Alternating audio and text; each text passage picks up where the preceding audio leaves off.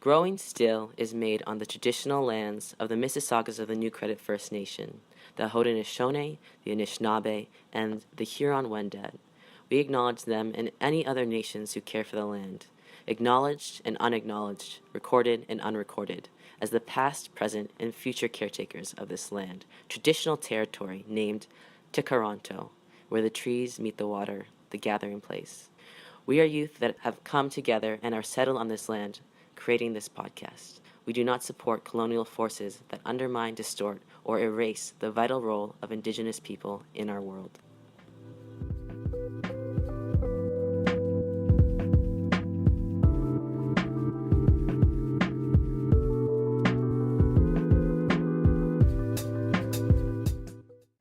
Hey, welcome to Growing Still, the show where anonymous youth share their shifting perspectives.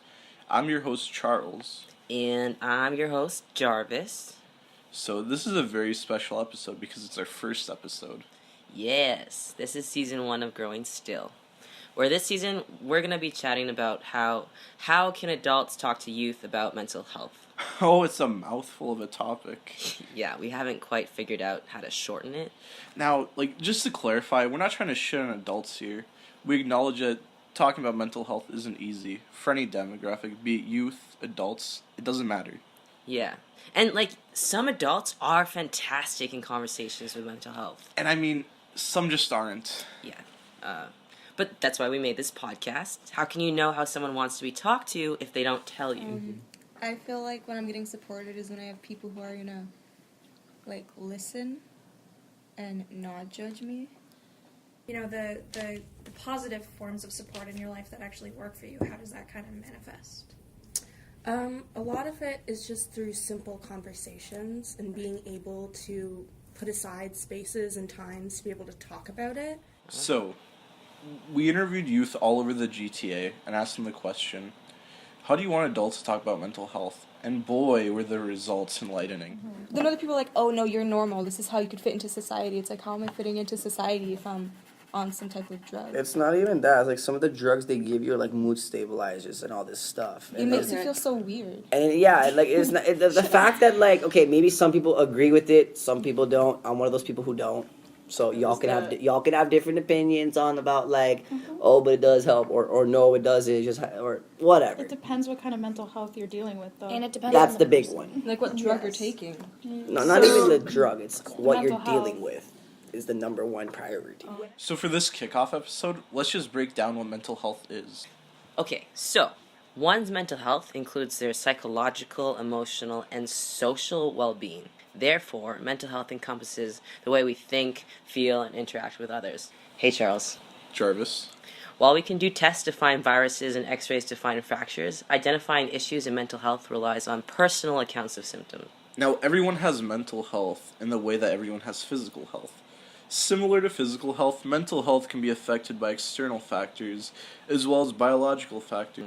The difference between physical and mental health lies in the way that mental health is able to be measured subjectively. And if someone says they are experiencing pain, yet a doctor cannot find the source of this pain, is the pain therefore not real? This question is a conundrum lots of people face when trying to understand mental health. This question of realness. Whether the pain is real or not is not the question that needs to be asked. The real question is, how can we help? My friends and I have a system in which once a month we'll congregate in the forest and we'll take turns talking about our month and how it's been going in terms of mental health and things that we've been dealing with. And, we'll take time to support each other and offer advice and hugs and stuff like that. And it's worked for me. That's awesome. Yeah. Now. Let's even break down the word youth. Youth. So just to be extra clear, when we're talking about youth, we're talking about more than just your kids, someone else's kids, or even only kids. Age isn't the only indicator to examine with youth. Youth are future adults as well as current people with full autonomy of where their lives are going, even if they're not sure where that is. Heck, do all adults know where their lives are going? Nope. Mm-mm. So, youth look up to more than just their parents. Just like everyone, youth are modeling their behavior by who they see, peers and adults alike. That's why this season is important to us. All of us influence youth. youth. We're everywhere, watching, learning, and listening. So thanks for listening to us. Our next episode tackles step 1 to approaching someone about mental health. Consent. Consent! Consent! Woo! Our first step that we strongly suggest taking when talking to youth or anyone about mental health is consent. Tune in next time. Subscribe and share because we're great and there's so much more to come. Our inspiring phrase of the now is... Every good conversation starts with good listening. That's all for now. And as always, our reminder to you is it's okay if you haven't gotten where you want to be. It just means you're growing still.